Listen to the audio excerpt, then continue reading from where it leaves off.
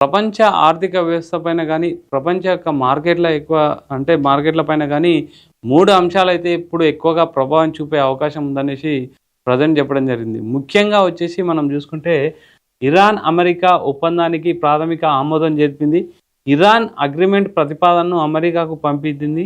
America సమీక్షించి ప్రాథమికంగా అంగీకరించడం జరిగింది. ముఖ్యంగా ప్రెజెంట్ జూసుకుంటే అమెరికాకి కొన్ని ప్రతిపాదనలైతే ఇరాన్ పంపించడం జరిగింది.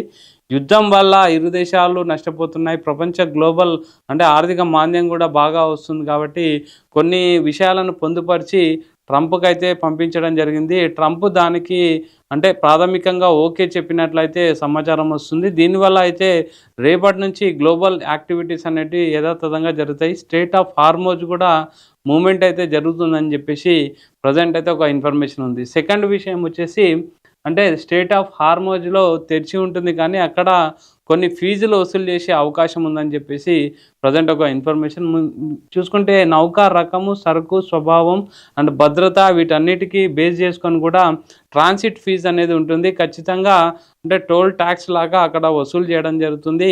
అంటే అంటే మనం తీసుకెళ్ళే ప్రెజెంట్ అంటే ఏ టైప్ ఆఫ్ నౌక, అందులో గూడ్స్ ఏ విధంగా ఉంటుంది, కార్గో ఎంత అండ్ కార్గో దేనికి సంబంధించింది, ఈ విధంగా అన్ని పరిణామాలను పరిగణలోకి తీసుకొని దానికి ఫీజును కేటాయించే అవకాశం ఉంటుంది. దీనివల్ల ఒమన్‌తో కలిసి ఈ ప్రతిపాదన అయితే ఇరాన్ అయితే చర్చలకు తీసుకురావడం మనం అబ్జర్వ్ చేయొచ్చు. ముఖ్యంగా అంటే దీనివల్ల ఏం జరుగుతుందంటే ఒకవేళ ఫీజులు పెడితే ఆటోమేటిక్‌గా మీకు అంటే ముడి చమురు ధరల మీద ఖచ్చితంగా ప్రభావం చూపే అవకాశం ఉంది. సో ఆ విధంగా అంటే ముడి చమురు అనేది ఖచ్చితంగా పెరుగుతుంటే మాత్రం ఆటోమేటిక్‌గా ప్రపంచ ఆర్థిక వ్యవస్థ పైన కూడా ఎఫెక్ట్ అయ్యే అవకాశం ఉంది. సో సెకండ్ విషయం వచ్చేసి ఒకవేళ ఈ విధంగా ఫీజులు వసూలు చేస్తే మాత్రం ఖచ్చితంగా ఆర్థిక మాంద్యం అంటే ఆర్థిక వ్యవస్థ పైన గట్టి అంటే దెబ్బ పడే అవకాశం ఉంది ప్రపంచవ్యాప్తంగా అనేసి ఇంకో ఇన్ఫర్మేషన్. తర్వాత మూడీస్ హెచ్చరిక ప్రకారం చూస్తే అంటే ఒక సంస్థ అమెరికా ఆర్థిక వ్యవస్థ మాంద్యం అంచనా ఉందంటే ఆర్థిక మాంద్యం అంచనా అమెరికా ఉందని చెప్పేసి మూడీస్ చీఫ్ ఎకనామిస్ట్ అయితే ఒక అనౌన్స్ చేయడం జరిగింది.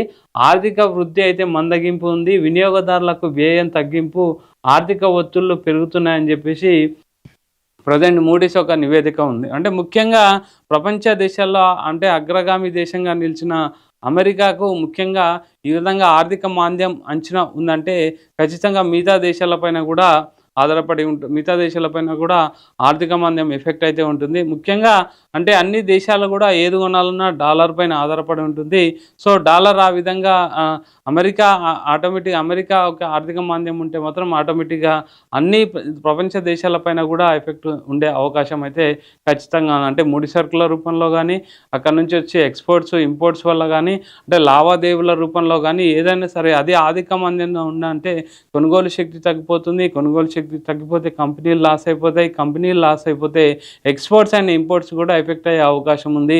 తద్వారా అన్ని దేశాలు కూడా ఎఫెక్ట్ అయ్యే అవకాశం ఉంది. ప్రజెంట్ ముడి చమురు యొక్క అంటే ప్రజెంట్ ముడి చమురు షార్టేజ్ ఉంది. ప్లస్ ఇప్పుడు ఒకవేళ అంటే ఇరాన్ ఇచ్చిన ప్రతిపాదనలకు అమెరికా ఓకే అన్నా సరే తర్వాత మళ్ళీ ఒకవేళ రవాణా ఖర్చులు పెరుగుతాయి. అంటే ఇంతకుముందు ఫీజు వసూలు చేస్తే స్ట్రెయిట్ ఆఫ్ హార్మోజ్ ద్వారా తర్వాత ఆర్థిక మాంద్యంలో ఉన్న అమెరికా మూడీస్ దాని ప్రకారం ఈ 3 అంశాలు అయితే ప్రపంచ మార్కెట్ని రేపు ఏ విధంగా చేస్తాయనేది చూడాలి. అంటే మిక్స్డ్గా అయితే 3 అంశాలు అయితే ఉన్నాయి. అంటే ఒకటి పాజిటివ్ న్యూస్ ఉంది. ప్రాథమికంగా తమ ప్రతిపాదనలకు ఓకే చేసింది అమెరికా అని చెప్పేసి ఇరాన్ చెప్తుంది. తర్వాత మా స్ట్రెయిట్ ఆఫ్ హార్మోజ్ కూడా అక్కడ వసూలు చేస్తాము ఫీజులు అనేసి ఒమన్‌తో కలిసి ఇరాన్ మరొక ప్రతిపాదన తీసుకొచ్చింది. తర్వాత మూడీస్ యొక్క రిజల్ట్ అంటే మూడీస్ యొక్క ఆర్టికల్ ప్రకారం చూస్తే ఆర్థిక మాంద్యం అంచనా ఉందని చెప్పేసి అమెరికా చెప్పడం జరిగింది. సో ఇవన్నీ 3 కూడా ఎఫెక్ట్ అయ్యే అవకాశం ఉంది. అటు ఈ విధంగా అంటే ఇరాన్ ఈ విధంగా అంటే ప్రతిపాదనలు ఇచ్చిన అమెరికా ఓకే అన్నా సరే అటు అంటే ట్రంప్ యొక్క మాటను కూడా లెబనాన్ నెతన్యాహు వినకపోవడం కూడా ఇంకొక పెద్ద ఆపద ఉందని చెప్పాలి. ముఖ్యంగా ప్రజెంట్ ఇజ్రాయెల్ వచ్చేసి లెబనాన్ మీద కంటిన్యూగా అయితే అటాక్స్ చేస్తున్నది. నిన్న నైట్ చూసినా సరే లెబనాన్ మీద అటాక్స్ అయితే ఖచ్చితంగా కంటిన్యూ చేయడం మనం అబ్జర్వ్ చేయొచ్చు. దానికి దిట్టుగా ఇరాన్ కూడా ఆన్సర్ ఇచ్చింది కానీ అంటే ట్రంప్ మాటలు కూడా నెతన్యాహు వినడం లేదని చెప్పేసి కూడా వార్తలు రావడం జరిగింది. ఓవరాల్గా ప్రజెంట్ అయితే ఈ యుద్ధం యొక్క ఎఫెక్టు తర్వాత అమెరికా ఆర్థిక మాంద్యం ఇవన్నీ కూడా ముడి చమురు పైన ఎఫెక్ట్ చూపిస్తున్నాయి. స్టేట్ ఆఫ్ హార్మోజ్ ఖచ్చితంగా దేశంలో ఆర్థిక మాంద్యం అయితే అన్ని దేశాల్లో కూడా స్టార్ట్ అవుతుంది.